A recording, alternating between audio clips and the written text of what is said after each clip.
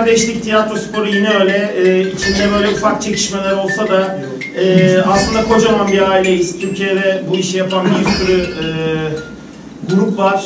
Dediği gibi her doğaçlama ekibini burada İzmir'de performans gösteren ağırlamaya çalışıyoruz inşallah.